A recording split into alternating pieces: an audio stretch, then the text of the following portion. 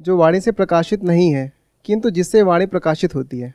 जिसे कोई नेत्र से नहीं देखता बल्कि जिसकी सहायता से नेत्र देखते हैं, उसी को तू ब्रह्मन जान। जिस इसकी लोक उपासना करता है वह ब्रह्मन नहीं है। आप दोनों ने जो वर्ड सिलेक्ट करे हैं उन दोनों को अलग अलग तरीके से कहा जा रहा है, लेकिन एक ही बात कही जा रही है। तो पहले मैं आपके वर्ड से शुरू करता हूं। जो वाणी से प्रकाशित नहीं है किंतु जिससे वाणी प्रकाशित होती है। यहां पे क्या कहा जा रहा है कि इस दुनिया में जो भी कुछ है वो सबको वाणी से प्रकाशित किया जा सकता है। In the sense, by using words we can describe something. और डिस्क्रिप्शन किसका होता है? फॉर्म और उसके एट्रीब्यूट्स का होता है। मुझे किसी भी चीज के बारे में कुछ भी बोलना है तो पहले उसके बारे में कुछ पता होना चाहिए। अब पता क्या होता है? जैसे मेरे को इसके बारे में कुछ बोलना है कि ये सोफा ब्लैक रंग का है, इस सोफे की हाइट इतनी है, विड्थ इतनी है, तो ये सब क्या है? Attributes of a form. उसी के बारे में वाणी कुछ कह सकती है। Can you talk anything about space? Is it possible? बताओ, स्पेस कैसी है? बड़ी है, छोटी है, भारी है या हल्की है? कलर क्या है स्पेस का? स्पेस की गंध कैसी है, यानी स्मेल कैसी है? स्पेस का टच कैसा है?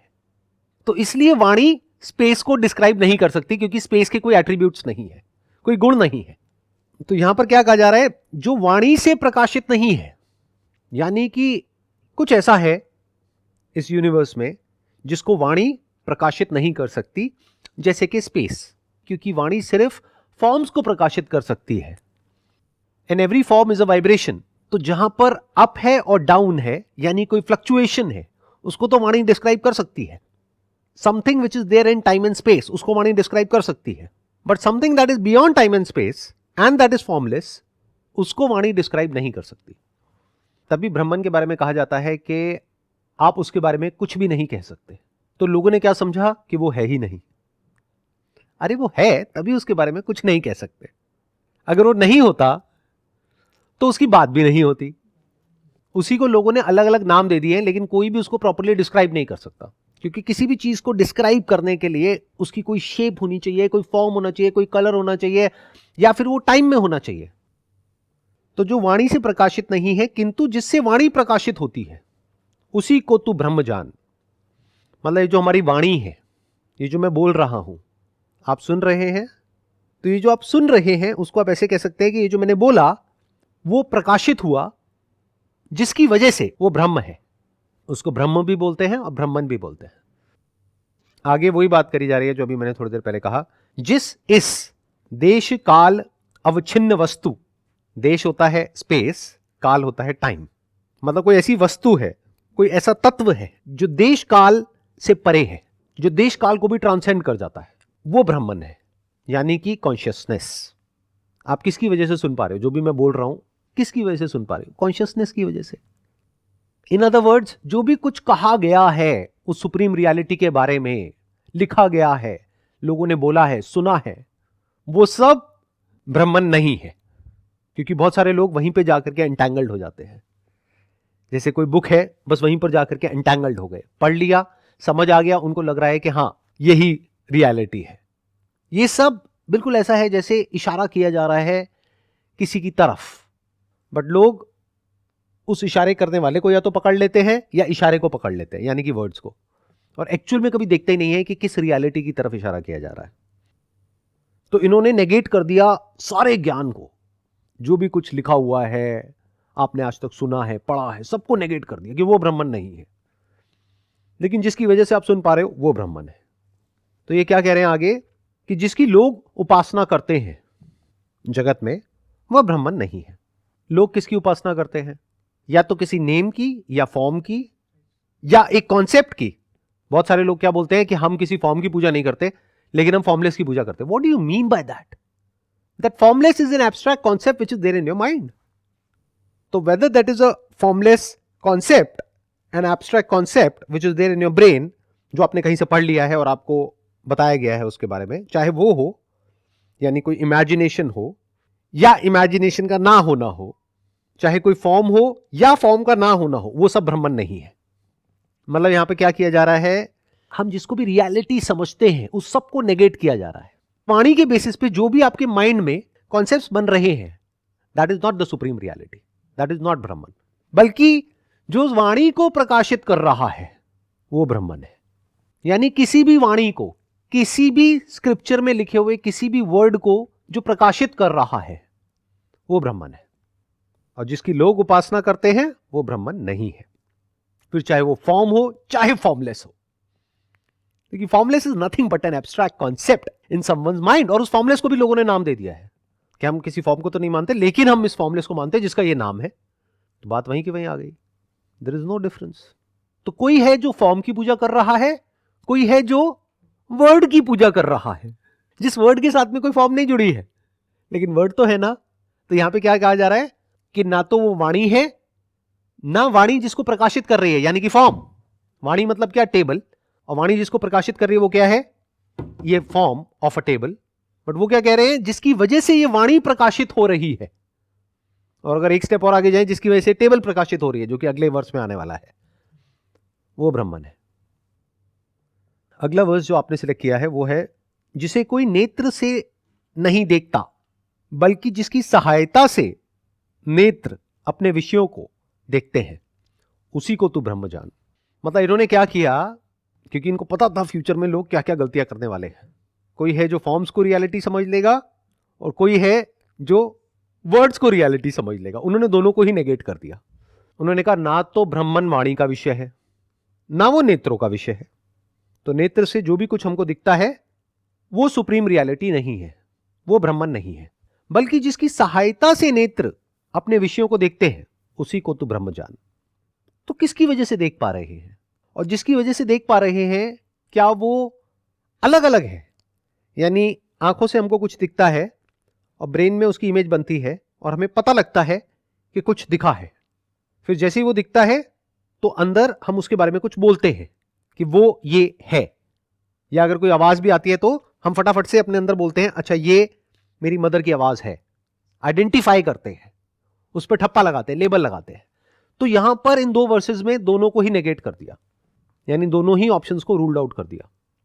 ना तो वो वाणी है, ना वाणी का विषय है, ना वो नेत्रों से जो कुछ दिख रहा है वो है, ना उसके बारे में जो भी हम सोच रहे हैं वो ब्रह्मन है, बल्कि जिसकी वजह से हम किसी भी फॉर्म को देख पा रहे हैं वो ब्रह्मन है। ध्यान से सुनना, ध्यान से समझना। आंखों से हमको क्या दिखता है? लाइट है। अगर मान लो यहां पे मैंने लाइट्स बंद करवा दी और बिल्कुल डार्कनेस है, तो क्या उस डार्कनेस को आप देख पा रहे हो? यू आर अवेयर कि अभी लाइट है जिसकी वजह से ये सब दिख रहा है, and you are even aware of the fact कि यहां पर लाइट नहीं है, यहां पर डार्कनेस है। तो जो इन दोनों को प्रकाशित कर रहा है, यानी presence and absence of light, because light forms को इल्यूमिन करती है। लाइट की वजह से फॉर्म्स प्रकाशित होती है, ये जगत प्रकाशित होता है। बट लाइट किसकी वजह से प्रकाशित होती है? आंखों की वजह से। जैसे हम इस टेबल को देख सकते हैं, तो हम ये भी तो देख सकते हैं ना कि अभी लाइट है या नहीं है, अभी दिन है या रात है। ऐसा थोड़ी है कि हम सिर्फ दिन को देख सकते हैं, रात को नहीं देख सकते। तो दैट इज दैट लाइट, उसके बारे में कहा गया है, that illumines the light as well as the darkness. That is that light which illumines not just the sound but also silence. जब आवाज होती है तो आपको पता होता है, और जब कोई आवाज नहीं होती है, किसी साइलेंट कमरे में जाकर के बैठ जाओ तो आपको साउंड का भी पता है और साइलेंस का भी पता है, आपको लाइट का भी पता है और डार्कनेस का भी पता है। तो जिसकी सहायता से नेत्र देखते हैं, उसी को तू ब्रह्म जान। मतलब जिसके होने की वजह से ये नेत्र देख पा रहे हैं। मानो आंखें तो हो, लेकिन अगर कॉन्शियसनेस ना हो तो क्या आप देख सकते हो? कान तो हो, लेकिन कॉन्शियसनेस ना हो तो क्या आप सुन सकते हो? तो कुछ भी सुनने के लिए, देखने के लिए कॉन्शियसनेस का होना जरूरी है। उसी को तू ब्रह्म जान, ये यहां पे कहा जा रहा है। और वो आगे कहते हैं कि जिसकी लोग उपासना करते हैं वह ब्रह्म नहीं है। मतलब कि आंखों का जो विषय है वो ब्रह्म नहीं है, ना ब्रह्म लाइट है, ना डार्कनेस है। And whatever is illumined by light, any form और formless, the presence of form and absence of form is also illumined by light. हमें कैसे पता कि टेबल यहां पर है या नहीं है? Because of light. तो we can register the presence and absence of table, and not just table, we can also register the presence and absence of light. तो वो कह रहे हैं कि वो ब्रह्म नहीं है जिसकी लोग उपासना करते हैं, यानी पूजा करते हैं, भक्ति करते हैं। किसकी करते हैं? इन्हीं दोनों में कहीं ना कहीं फिट होता है। कई बार देखने में ऐसा लगता है दूर दूर से कि जो एथीस्ट है वो किसी की उपासना नहीं कर रहा है। उपासना का मतलब समझ लो, उप आसन मतलब किसी के पास बैठ करके कुछ समझना, उसको बोलते हैं उपासना। किसी से जुड़ना, किसी के साथ रहना, उसको कहते हैं उपासना। तो जो एथीस्ट है उसने अपने माइंड में एक थॉट को पकड़ लिया है कि भगवान नहीं है, मैं भगवान को नहीं मानता। तो वो किस थॉट के साथ में बैठा हुआ है कि भगवान नहीं है, तो वो किसकी उपासना कर रहा है? एब्सेंस ऑफ गॉड की, which is nothing but a concept. कोई है जो किसी फॉर्म की उपासना कर रहा है, कोई है जो कहता है कि नहीं भगवान फॉर्मलेस है, वो दिखता भी नहीं है, उसके बारे में कुछ कहा भी नहीं जा सकता, लेकिन फिर भी हम उसकी उपासना करते हैं। तो दे आर वर्शिपिंग नथिंगनेस। तो तीनों ही किसकी उपासना कर रहे हैं? जो उनकी ब्रेन में एक कॉन्सेप्ट पड़ा हुआ है उसकी उपासना कर रहे हैं, उसके साथ में बैठे हैं। तो वो क्या कह रहे हैं? ये ब्राह्मण नहीं है। तो ब्राह्मण कौन है? जिसकी सहायता से नेत्र देख पा रहे हैं, कान सुन पा रहे हैं, ये जो स्किन पे कुछ टच होता है जिसकी वजह से हमें पता लगता है, फील हो पा रहा है, वो ब्राह्मण है। और उसके बारे में बात क्यों करी जा रही है? क्योंकि वो है। और कुछ स्पिरिचुअल पाथ्स पे क्या हुआ, जैसे बुद्धिज्म में, कि लोगों ने शून्यता का एक कॉन्सेप्ट बना लिया और उसकी पूजा करने लग गए, उसकी उपासना करने लग गए। Emptiness, void, nothingness.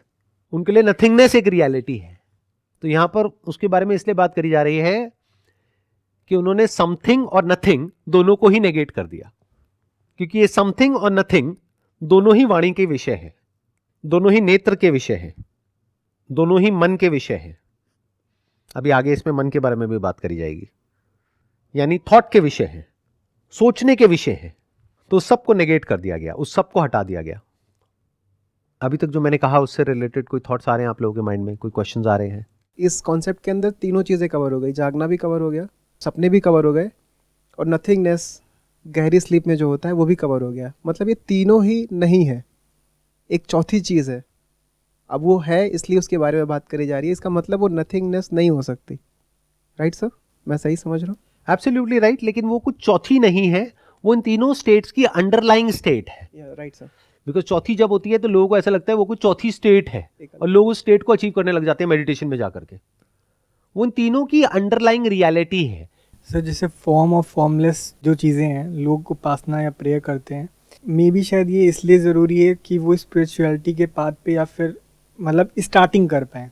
एक मतलब हमें बच्चे को अंडरस्टैंड कराना है मतलब कुछ, तो मतलब ये फॉर्म का कॉन्सेप्ट इसीलिए है रिलीजन या स्पिरिचुअलिटी में, ताकि उसको ये एहसास दिलाया जा सके कि कोई एक सुपर पावर है या फिर कोई एक डिवाइन पावर है जो हमसे ऊपर है। अगर आप फॉर्म्स को ध्यान से समझोगे, स्पेशली जो हमारे कल्चर में जो फॉर्म्स हैं, वो सब फॉर्म्स को अगर आप ध्यान से डिकोड करने की कोशिश करोगे तो उसमें किसी मैसेज को प्रिजर्व किया गया है, उसमें बहुत सारे सीक्रेट मैसेजेस हैं।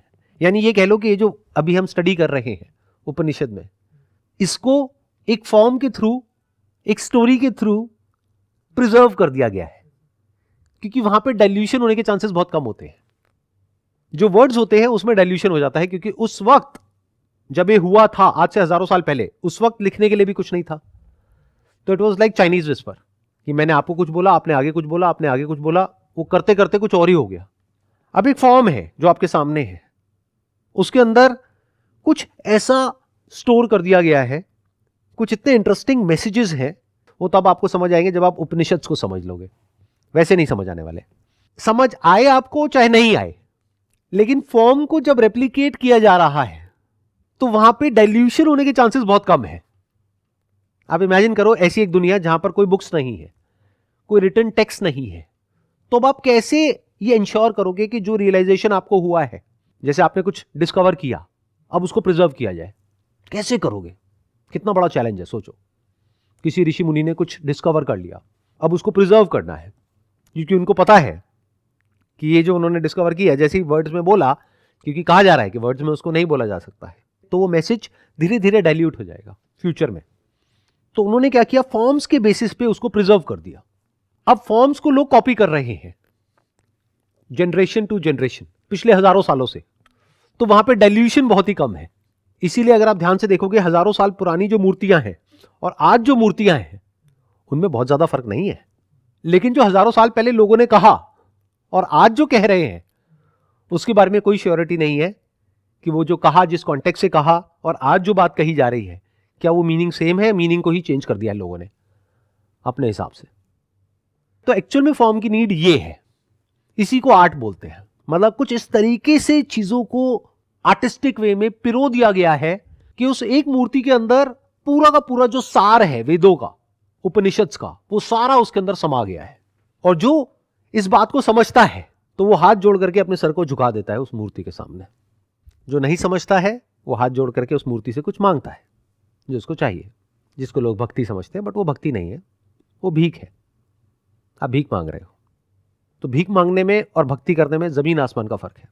भक्ति मीन्स आउट ऑफ सरेंडर आप किसी के सामने अपना सर झुका रहे हो, दैट इज भक्ति, रियल भक्ति। बट आज भक्ति का मतलब क्या बन गया है वो मुझे बोलने की जरूरत नहीं है, सबको पता है। सर मतलब काफ़ी बार मैंने नोटिस करा है कि बहुत लोग रिलीजियस होते हैं लेकिन उनके अंदर स्पिरिचुअलिज्म या अध्यात्म नहीं दिखता है। और मेरे मतलब एक दो दोस्त भी हैं जो आध्यात्मिक हैं लेकिन उनमें रिलीजियस एक भी ट्रेट नहीं है, कि उनको देख के कोई ये भी नहीं बता पाएगा कि किस रिलीजन से मतलब इनका कनेक्शन है, लेकिन वो बहुत स्पिरिचुअल हैं। उनकी वाणी में एक मधुरता है और मतलब उनको देख के एक शांति महसूस होती है। दोनों ही भटके हुए हैं और ये जो आपको देख करके शांति महसूस होती है ऑन द बेसिस ऑफ जैसी इमेज आपने अपने माइंड में उनकी बना रखी है उसके बेसिस पे। जैसे वो अंदर से एक्चुअल में है, अगर वो आपको दिख जाए तो आपको उस इंसान से नफरत हो जाएगी। बट आप लोगों की प्रॉब्लम क्या है कि आप अपने आप को कभी देखते नहीं हो, ऑब्जर्व नहीं करते हो अपनी बॉडी माइंड के स्ट्रक्चर को, तो आप सामने वाले को एक हाई पेडेस्टल पे रखते हो और आपको ऐसा लगता है कि वो तो बहुत ही शांत है, वो तो ये है, वो तो वो है। जो भी उसके कोर बिलीफ्स हैं उसको कभी क्वेश्चन करो, उस पर अटैक करो, फिर देखो उसकी शांति कहाँ जाती है। जो अपने आप को सो कॉल्ड जो स्पिरिचुअल बोल रहा है उसके गुरु के बारे में थोड़ा सा कुछ बोलो, देखो कहाँ गई उसकी शांति, लड़ने मरने को तैयार हो जाएगा। तो ये सारे कॉन्सेप्ट्स हैं जो हम लोगों के माइंड में बैठे रहते हैं। सबसे पहले तो ये समझो कि ये सब समझने के बाद में या स्पिरिचुअल होने के बाद में, रिलीजियस होने के बाद में कोई एक्चुअल में फ़र्क नहीं आता है आपकी लाइफ में। जैसा सब पहले था वैसे ही अभी भी चलता रहता है, बस कुछ समझ आ जाता है। जैसे एक साइंटिस्ट है उसको कुछ समझ आ गया है, जो साइंटिस्ट नहीं है उसको नहीं समझ आया है। फ़र्क क्या पड़ता है आपको? चाहे पानी की साइंस पता है चाहे नहीं पता है, पीना तो पानी ही पड़ेगा अगर प्यास बुझानी है तो। लेकिन ये कैसे आप पता करोगे कि अगर कोई स्पिरिचुअल पाथ पे चल रहा है या रिलीजियस पाथ पे चल रहा है तो वो भटका हुआ नहीं है, वो खुद बेवकूफ़ नहीं है और औरों को बेवकूफ़ नहीं बना रहा है? ये कैसे पता करोगे? ये जो डिफरेंस है ना दोनों पाथ्स में, ये मिट जाता है उस इंसान के लिए। मतलब जो स्पिरिचुअलिटी का एंड है, जब आप वहाँ पे पहुँचते हो तो आप एक्चुअल में रिलीजियस हो जाते हो, यानी कि जो आपके अंदर हाईएस्ट है उसको सरेंडर कर देते हो। आपके अंदर हाईएस्ट क्या है? मैं। तो मैं की आपने बलि चढ़ा दी, तो मैं को आपने सरेंडर कर दिया, दैट इज भक्ति, दैट इज रिलीजन। जब तक आप मैं के लिए कुछ मांग रहे हो तो दूर दूर से देखने में लग रहा है कि आप रिलीजियस हो, बट अभी आप रिलीजन से कोसों मील दूर हो। जो एक्चुअल में रिलीजियस होगा, जहां भी उसको कुछ ऐसा नजर आता है जिसके आगे सर झुकाया जा सकता है तो उसका सर अपने आप झुक जाता है।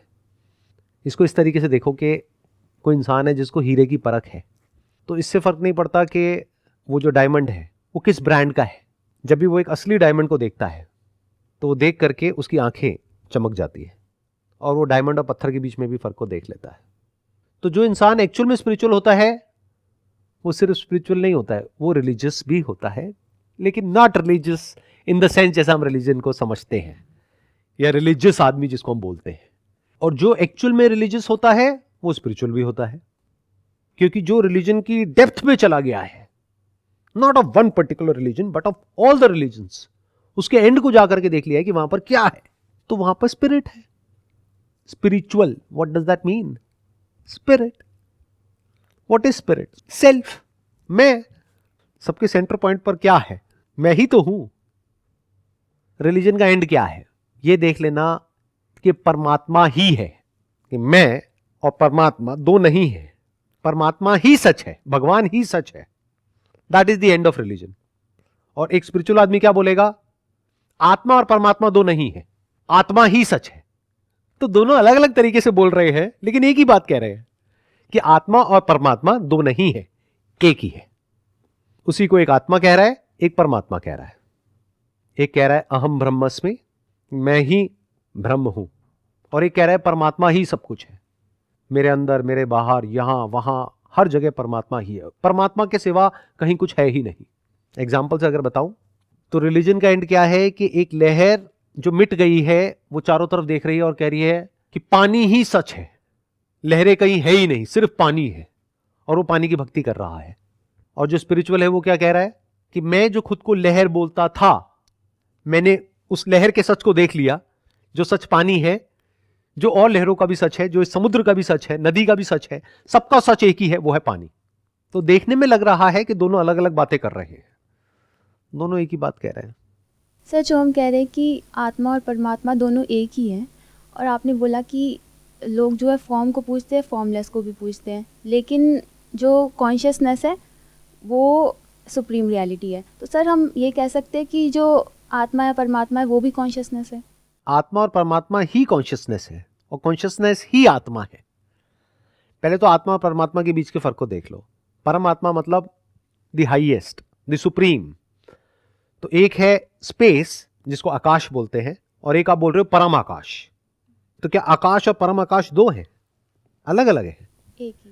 क्या बॉडी के अंदर जो आकाश है उसको आप कहोगे वो तो छोटा आकाश है, और बाहर जो आकाश है वो तो परम आकाश है? या मान लो ये बॉटल है मेरे हाथ में, इसके अंदर जो जल है वो आप कहोगे ये तो जल है, लेकिन इसके बाहर वो जो नदी में जल है वो परम जल है। जल तो जल है। तो पहले तो ये क्लियर हुआ कि ये आत्मा परमात्मा का जो कॉन्सेप्ट है, this is just a concept, an idea which is feeded in our brain. In reality there is no separation between water and supreme water, between space and supreme space. सबसे पहले तो ये समझना है। दूसरा, क्या कॉन्शियसनेस और आत्मा यानी कि मैं दो हैं या एक ही है? तो इसके बारे में कहते हैं सत चित आनंद। इसको संस्कृत में कहते हैं सत्यम ज्ञानम अनंतम। अनंतम मतलब इन्फिनिट। उसके बारे में कहा जा रहा है, जो ब्रह्मन है यानी जो सुप्रीम रियलिटी है, उसके बारे में कहा जा रहा है कि वैसे तो कुछ कह नहीं सकते, लेकिन अगर कहना ही हो तो वो सत्यम है, वो ज्ञानम है, वो अनंतम है। सत्यम मतलब क्या? जो था, है और रहेगा। जैसे फॉर्म है, इसको सत्य नहीं कह सकते। क्यों? क्योंकि फॉर्म आज है, कल नहीं है, नंबर 1। नंबर 2, इस फॉर्म को जो भी आप कह रहे हो उस पर भी एक क्वेश्चन मार्क लगाया जा सकता है। फॉर एग्जाम्पल, आप एक टेबल को देख रहे हो और कह रहे हो टेबल है, उसको उल्टा कर दिया तो बॉक्स है। अब वो बॉक्स है या टेबल है, तो उसको सत्य नहीं कहा जा सकता है। It is just a way of looking at something, it is just for name सेक। तो उसके बारे में क्या कहा जाता है? वो सत्यम है, यानी कि वो है। कभी भी ये मत समझ लेना कि वो नहीं है, यानी कि वो यही है, अभी है, हमेशा था, है और रहेगा, अगर टाइम के स्टैंड पॉइंट से बोला जाए। वैसे the concept of time and space is in that. सब कुछ मिट जाता है, वो नहीं मिटता है। सत्यम ज्ञानम, यानी कि जो भी आपको ज्ञान होता है अपनी इंद्रियों से, जो अभी बात यहां पर कही गई, जिसको नेत्र नहीं देख सकते लेकिन जिसकी सहायता से या जिसके होने की वजह से नेत्र देख पाते हैं, वो सत्यम है और वो ज्ञानम है।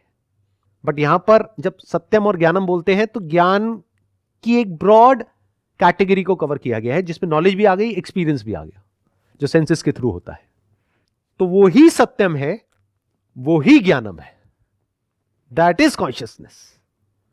तो कॉन्शियसनेस वो नहीं है जिसको हम समझते हैं, जिसको साइंस कॉन्शियसनेस समझ रही है, वो कॉन्शियसनेस नहीं है।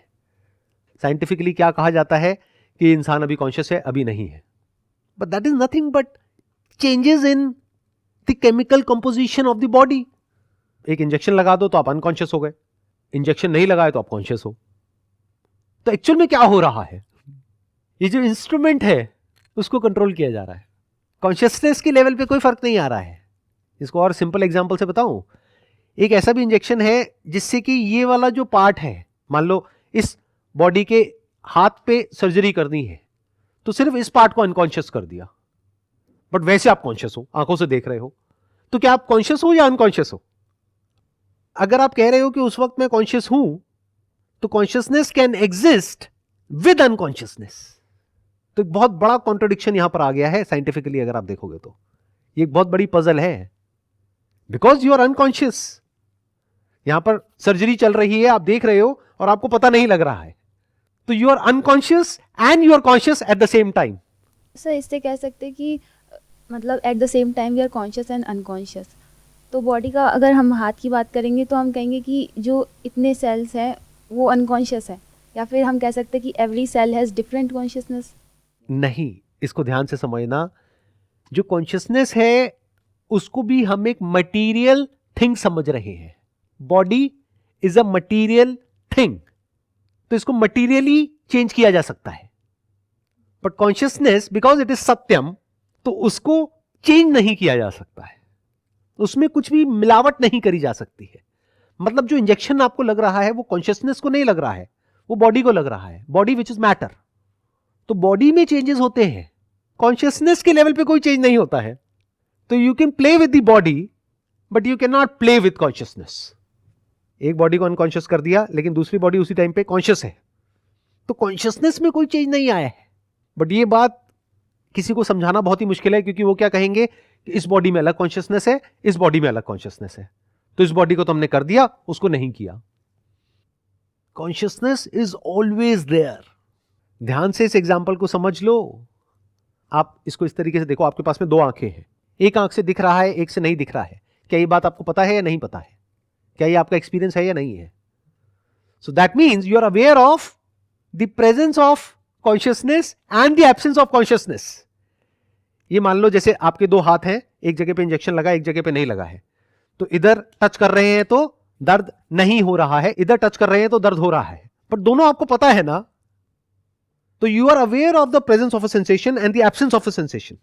इस एब्सेंस ऑफ सेंसेशन को बोलते हैं अनकॉन्शियसनेस साइंटिफिकली, या जैसे हम समझते हैं, एंड प्रेजेंस ऑफ सेंसेशन को हम बोलते हैं कॉन्शियसनेस। बट प्रेजेंस किसकी है?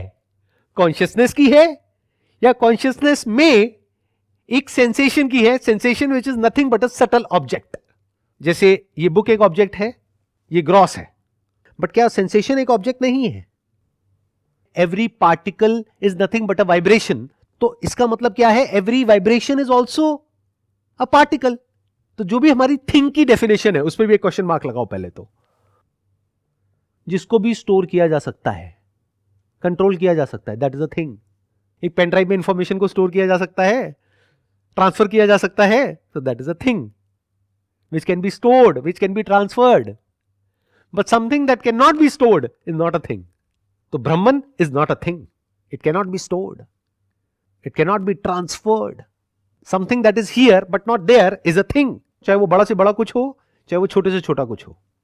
तो ये जो कॉन्शियसनेस है और अनकॉन्शियसनेस है इन द यूजुअल सेंस, जिस तरीके से हम समझते हैं या हम बोलते हैं, that is nothing but presence and absence of a thing which is perceived through this body. तो एक्चुअल में जो आ रहा है और जा रहा है वो थिंग है, कॉन्शियसनेस नहीं है। वो ऑब्जेक्ट ऑफ कॉन्शियसनेस है, वो कॉन्शियसनेस नहीं है। इन दोनों हाथों पे जब टच कर रहे हैं तो यहां से सेंसेशन ट्रेवल हो रही है ब्रेन तक और पता लग रहा है। तो ऐसा नहीं है कि कॉन्शियसनेस आ गई है, कॉन्शियसनेस नहीं है, कॉन्शियसनेस ऑफ दैट सेंसेशन नहीं है यहां पर, और यहां पर है। तो एक है कॉन्शियसनेस ऑफ समथिंग और एक है कॉन्शियसनेस। दोनों में फर्क है। जैसे एक है लाइट, एक है रिफ्लेक्शन ऑफ लाइट, दोनों में फर्क है। लाइट नहीं दिखती है, जिसको आप लाइट कहते हो वो डार्कनेस होती है, जो दिखता है वो रिफ्लेक्शन होता है। तो लाइट एक्चुअल में डार्कनेस है, जिसको हम लाइट बोलते हैं। ऐसे ही जो कॉन्शियसनेस है, अगर ऑब्जेक्ट ऑफ कॉन्शियसनेस को हटा दो तो कॉन्शियसनेस इज ज्ञानम विच इज सत्यम। सत्यम मतलब क्या? जो था, है और रहेगा, जिसको चेंज नहीं किया जा सकता है, जिसको मिटाया नहीं जा सकता है। Which is not a form, क्योंकि फॉर्म को मिटाया जा सकता है, चेंज किया जा सकता है। फॉर्मलेस को ना चेंज किया जा सकता है ना मिटाया जा सकता है। तो सत्यम इज ज्ञानम एंड ज्ञानम इज सत्यम विच इज अनंतम, इन्फिनिट। धीरे धीरे आप इन बातों को सुनते जाओगे, समझते जाओगे, फिर पढ़ोगे, फिर धीरे धीरे आप इन चीजों में फर्क देख सकते हो। बट इसके लिए you need to have a great deal of patience and you need to understand the real meaning of meditation, यानी कि आप बैठ करके एक्चुअल में देख सको कि जो मैं है ये कब पैदा होता है और कब मिटता है।